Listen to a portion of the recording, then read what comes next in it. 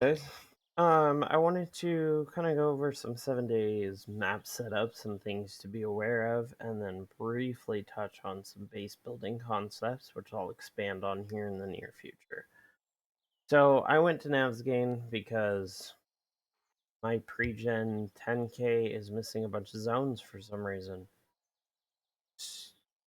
One of them's not showing up right now. Okay. I mean, it's literally right there. I don't know why I didn't update on the map. I've been having random weird issues this morning.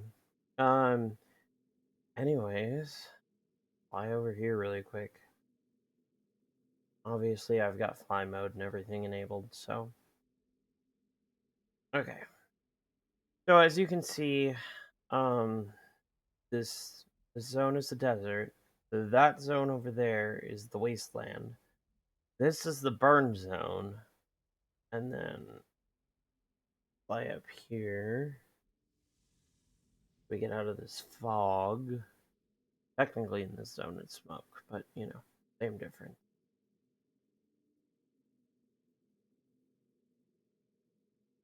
This is your regular forest, and then you've got your snow zone. So, one of the things they added, if you look at the top right, it says pine forest. If I jump over here, it says burnt forest, and it's got a half skull. If I continue down here,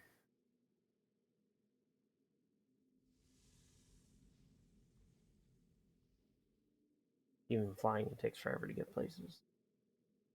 Now we're up to a one skull. Over here is a two skull, which is the max. Over here. And it's the desert wasteland, two skulls. Now the snow zone's a 1.5. So those are kind of environmental and just difficulty in general. The wasteland's your hardest zone. It's got landmines everywhere. It's got dogs. It's got vultures. It's kind of permanently stuck in this fog that you can see here. You have to be real careful with where you go. And you got to make sure you're paying attention to all of that. Otherwise, you walk over a landmine, blow yourself up. So the pine forest is set up as the simplest, easiest, nicest place to be. With that said, you're gonna get less good loot.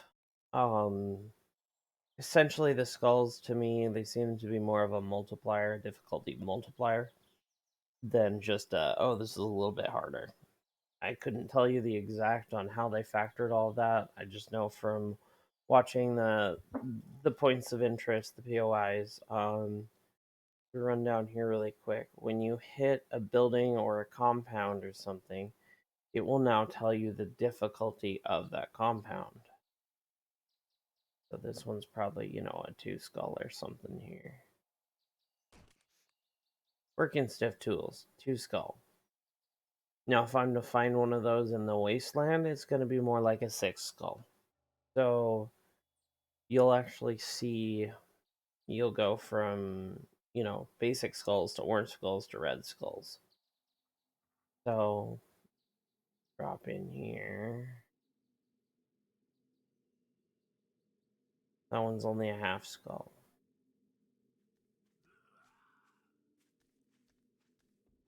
It's a 2.5 with red, 1.5 with red. And we're gonna lie down here a little bit.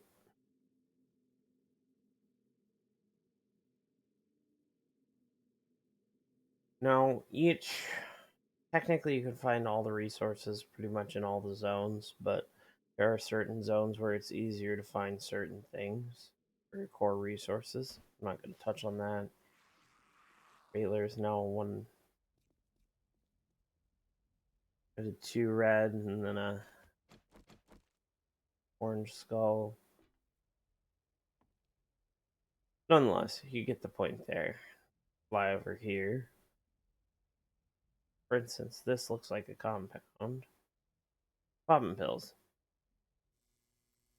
So the working stiff was a 2 red. This is a 3 red and an orange. Obviously, much higher difficulties. Now, if we jump into the wasteland, even these little tiny tents. I mean, that's a 3 skull. Jump into the main downtowns, and you've got higher probabilities for just higher spawning enemies here. Uh, once we have to be here. See, there's a zombie bear. There's a new one. I'm forgetting what he's called. Normally, you've got more military. You've got ferals everywhere. You've got more cops, more vultures. Just, I mean, here's a waterworks. It's not even an advanced one, and that's a 6 skull. Family processing. Nothing important there. For instance, let's check out the hospital for a sec. 2, 4, 6, 7. 5 reds. So, yeah, that's just, I mean, it's good to know there's another cop. Literally, my character's like level 20 because I just threw some points into some stuff. But they have a tendency to put hubcap mines and stuff in all of this, especially on the outskirts. So you got to be real cautious where you walk for a while because everything kind of is muddled, and then you go running along and you go boom. And I'm not seeing any right now, which makes me more than slightly nervous. So, moving out of this zone. That's just kind of a rundown. Obviously, the higher the difficulty, the better the loot. The snow zone, you do have to make sure you've got the right clothes on because otherwise you'll freeze to death. The desert is the same concept. You got to make sure you've got the right clothes on, or you'll overheat and die from hyperthermia. Yes, hypo's cold. Um, so yeah, that's kind of a rundown on the different zones. The cool things is they do show up on your map. So the white's obviously the snow, your green is your main forest, the black is your red, the sand is your desert, and then the green one's the wastelands. Something I do, which I already did, is I try to find and mark the corners. There used to be a very definitive line on where the radiation zones were. That is no longer. So basically, you run until your screen goes kind of like night vision green and all staticky and start taking damage. And it tells you you're in a radiation zone. You get a radiation emblem in the bottom left with your health bar and everything else, and yeah, it starts chunking down pretty good. So as far as where to put bases, well, is it better to build a base or is it better to use a base that's already here? We saw a parking garage earlier down in the wastelands. I am a huge fan of the parking garage, but that's more of a later term base. So I'm not going to start with that. Um, you want to start with something that you can handle early on. My preference is to find something. We used to use these farmhouses a lot because, well, they were food sources. Because most of these all have corn crops. And while it's not much, it's better than nothing. So, dead corn, some live corn. Okay, so that's food. We used to target food and water sources. Water is a little bit different now, so you can't just, fill up your glass jars out of your cabinets. Some of these ones that are off the beaten path a little bit can work out really well. But I mostly check and see what the building's made of. A map.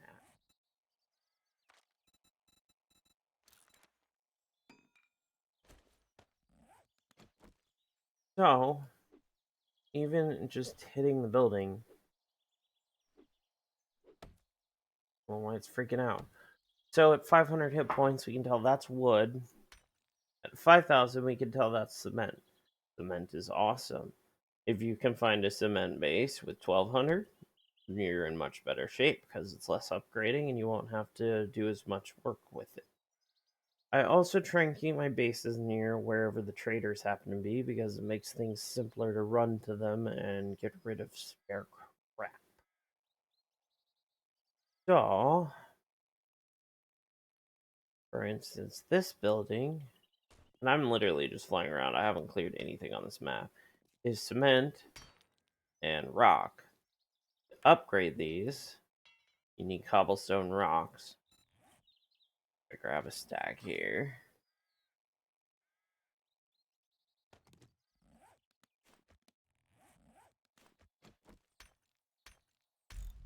Those go from brick at 1,000 to cobblestone at 1,500. The next tier is cement at 5, and then it should be steel at 10.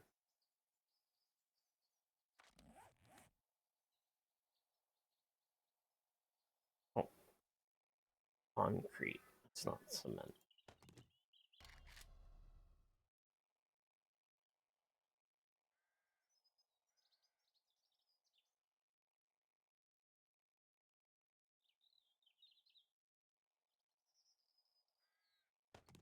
So from the 1,200, you go up to your concrete at 5,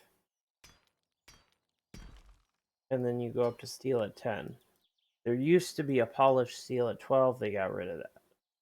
So, I mean, this is 15K doors. It's got a cement exterior. Not too many blatant weak points. This would be a good opportunity. The downside is it's fairly large.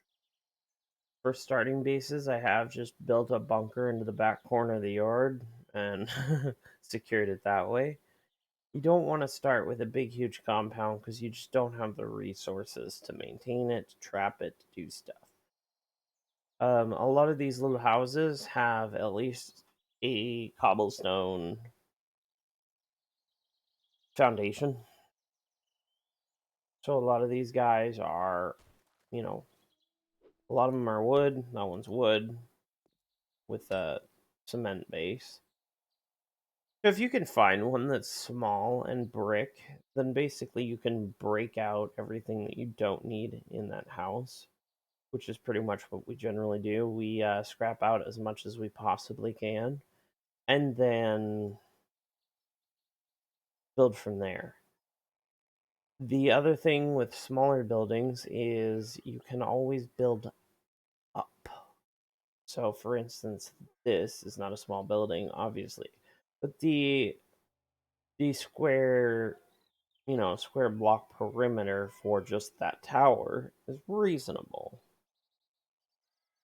But if you get a little tiny house like this and you find one that's bricked, it's really easy to knock the roof off and just keep building up instead of out. You don't have to fortify up as much as you have to fortify the lower levels. Now, cops and stuff do spray out that acid blast, and I mean that's gonna chunk out your houses at some point. Pretty much irrelevant. So once you find a spot that you're comfortable with, you can either build or you can upgrade. For the first couple weeks, upgrading is really not a bad option. This we use periodically as well. This is a nice little compound. It's just off from main town. I want to say there's a trader in there, but it's been a while. It's already cement and 1,200 cement at 5, brick at 12. And for whatever reason, I do not have my audio. My in-game audio is freaked out, so I can't hear anything going on in-game. My computer's recognizing that you guys can hear stuff, but I can't. So it's a little bit of a weird morning. Nonetheless, it's a really small compound. It's easy to clear out. There's not much in here. You can break all this down, and it's small enough that you can fortify it. Now, as far as fortifications and how you want to do all of that, you can do perimeter walls, kind of like that Pack-a-books and all those have. gonna like that gun. One of the setups we've done is we build retaining walls. So you go 3 blocks high. Actually, it's just gonna be easier to demo that one. So for instance, if we take something like this,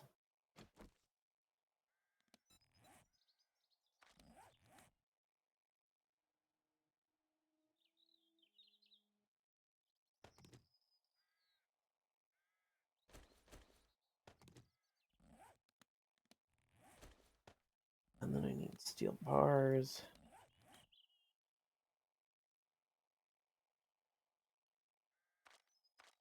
Okay.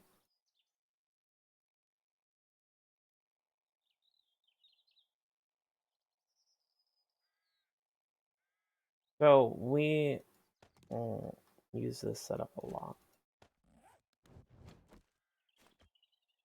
So normally you can go 3 or 4 high. For those of us that take the parkour perks, we can jump a 3 block wall. So that's helpful for us. But if you want to do traps and stuff, you might want to go to 4. So for simplicity's sake, we're just going to do a 3.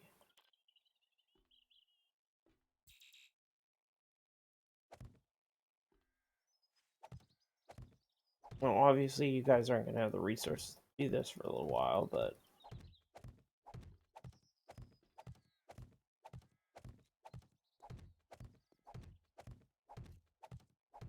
and obviously with this compound you can totally knock out the fences and not just run around the exterior, but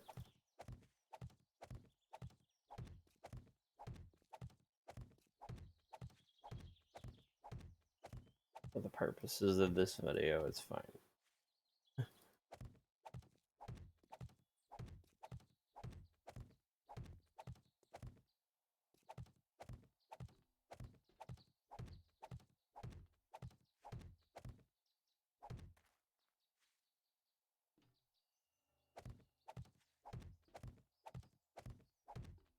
Set up the top layer just 'cause it's easier to fill in the bottom later.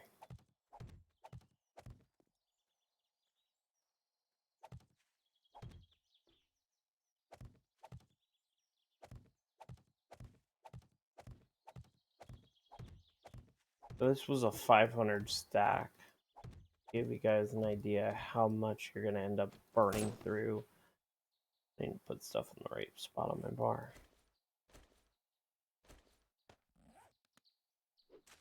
For building, you got to make sure the ground's clear. Otherwise, your blocks will freak out. Generally, you want to leave some sort of a doorway.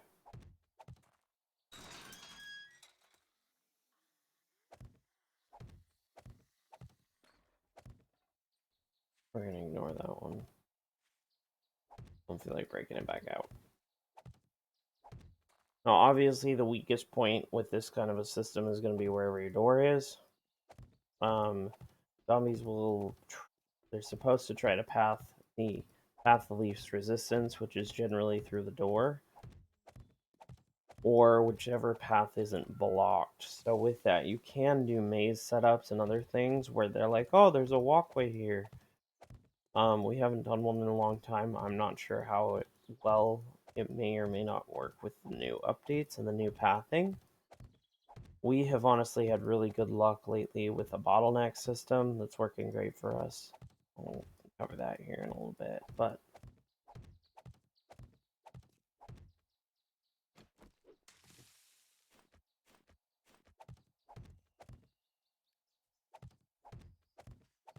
in there.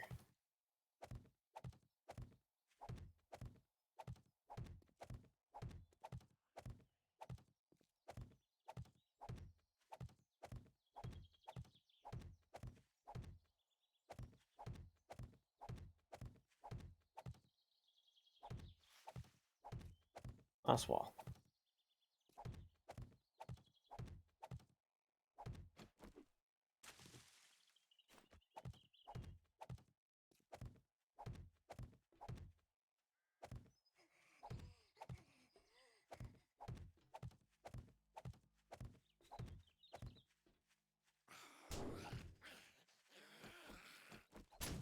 Really annoying not having audio.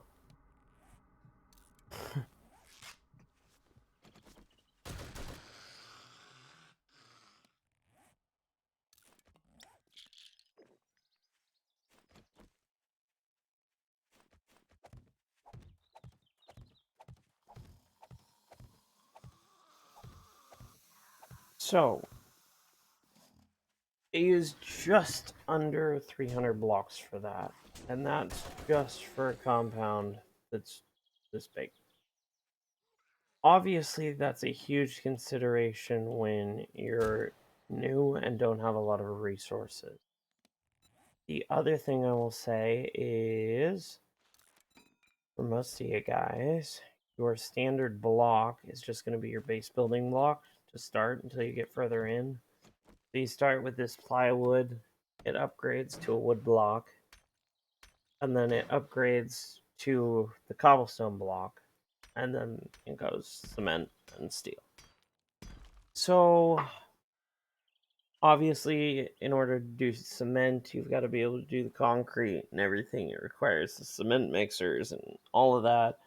To do steel, you've got to get your forges capped out and your crucibles and stuff, which you're not going to get for a little while. So, this is one of our things that we like to do. So, if you go into advanced shapes, you can roll these around until you essentially end up with this. And then you can run it along the edge. Normally, we go 2 blocks out on these if we can. These, because it's only a 3-block high wall, will get damaged at some point. The main purpose for these guys is just to keep spider zombies from jumping up the wall and into your base. I will also say that if you're going to do spikes and stuff, which I'll cover here in a minute, they do add height, which means if you're going to do a heavy spike trapped system, you do run a higher risk of them climbing up over the spikes because they're a block tall. Zombies are 2 blocks tall. They start piling up. They'll start beating into these bars. You go 4 high, you don't really have to worry about that. But then I can't jump over my fence. So then you'll randomly see a block like that one that I misplaced out front that turns into a jumping post for me. Otherwise, I just know that if I'm spending the night outside of Horde base on Horde night to keep a wood block with me, drop a wood block and then vault the wall. I mean, I suppose I could use a door, but that's just not fun for me.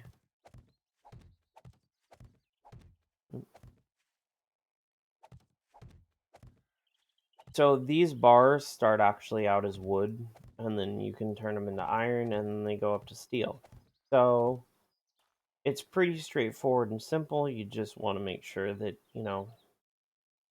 one, it provides protection. 2, it keeps zombies from coming down. And you can actually use this to, stand up here and shoot things off your front door. In addition, as far as the main compound, with this, that's 5k blocks, I gotta beat through at least 2 of them to get into the perimeter. And then your house is also fortified. So, this is one of the ones that something along this line is something that we do quite frequently, especially early on. Because, I mean, even if this is out of cobblestone, you could always double up the walls or do some other stuff to make it work. But it'll hold for quite a while. So, let's see if it will find. So, these guys are your base wood ones. And these are the upgrades. So, they're punchy sticks. Let them down, you run into them, they hurt. But while you're standing there, they take damage. You can upgrade them. Why are these? Really give me 2 of those?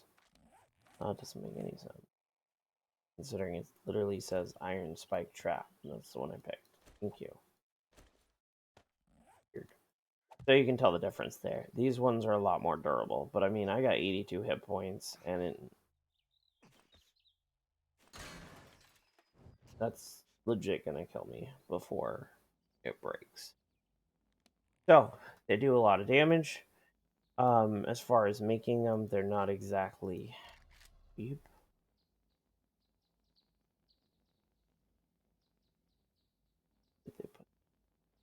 This one we had just a trap. Oh, let me go the other way. The wood ones are cheap, and then to upgrade them requires forged iron. So even if you have to do the wood ones, wood spikes traps, 20 wood per. Not horrible by any means. Pop off some food and water here so it can quit freaking out at me before somebody hits me and kills me. I have to fly back here. So, I mean, even if you just run these around the perimeters, normally what we try to do, um, it just helps. But like I said, then things can stand on them, and then they start beating into your upper levels. So that's kind of the downside with those. Another great trap option is the barbed wire fencing, which we're honestly still using at like day 75 because it's cheap. It's iron and wood. Or sorry, yeah, it's not cheap when you're max stacked. I don't know why it's telling me. Yeah, there we go. It's 8 iron per. So these guys slow down enemies and cause some bleed damage. So you just put them. They're great to have around your doors and stuff. You can build a box. Otherwise, you can go out even further and run a perimeter of them out here, and then still have your traps and stuff up against the wall to keep people off your wall. But they're just little barbed wire fences. But when you hit them, you take damage as long as you're stuck in them, and that's running full speed. So I mean, it doesn't do a ton. I mean, I'm doing probably 3 points of damage. But I mean, if you triple stack those, or you put them in places where you're planning on having a firing squad nearby, definitely works. So that is just kind of a basic things to look for to get started and fortify up a base. Obviously, this section where these are, this is double walled, and these are 5k as well. So on this side, they got to beat through 20k just to get in. So that's one of the base designs. I will be doing more base designs in the near future, but I've got to find designated locations for those. So I think that's going to be it for this video, and then I actually have a bunch of stuff I got to get done today. So unfortunately, today's not going to be a great day for streaming for me. I like this gun too. But just some ideas. Pretty simple, straightforward. Always good options. There's also other ones which I can show later on that's got underground vault systems that are fortified. I mean, there's bedrock based designs more for PvP stuff. There's tunnel designs like the one we're doing on our other map, which honestly I'm really happy with that. You can get an electrical version essentially of these that you run an electric fence that just unlocks zombies in a line. So, I mean, you could do electrical based traps, you can do concrete or some other fashion of mazes where, you're essentially pathing them down a designated location. So, to get to the front door, you just build out. Oh, I was like, what's shooting me? Nothing. Standing in my own trap like a dum dum. Got out of here for a minute. So, I mean, if you do something as simple as this kind of a concept,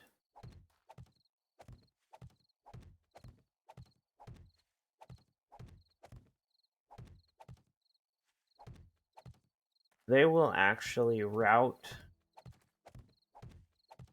Last time we tried this, they will route themselves into the corridor because they know they don't have to beat through stuff. Well, if you do this kind of a setup and you do it 3 blocks high, you can literally line the top with your iron bars like this, and you can just run along, not only bait them, but shoot them while they're running through the tunnel. You can put all your spikes down or your barbed wire down in lines and just make them chase you all the way through the death traps. They will kill themselves doing so. But their goal is to get to the front door. At this point, you don't even have to put a front door in. So there's little concepts like that that you can still use. We've done it where we can access them from underground. That way we can get to the loot. Because when they drop loot bags and you can't get to them, it's annoying. We've done giant kill boxes. We've done pit traps where you open up the top of a cylinder or cube, I should say, into an iron bar fortified box. They did change that one a little bit so that zombies won't just free fall to their deaths anymore, because that was always amusing. Um, yeah, so it takes a little while to figure out what their current pathing is. But I'm gonna call it good for this video. I'm gonna get off for the morning. I will come back and do some more demonstrations and stuff here later on. And if you guys have any questions, just give me a holler.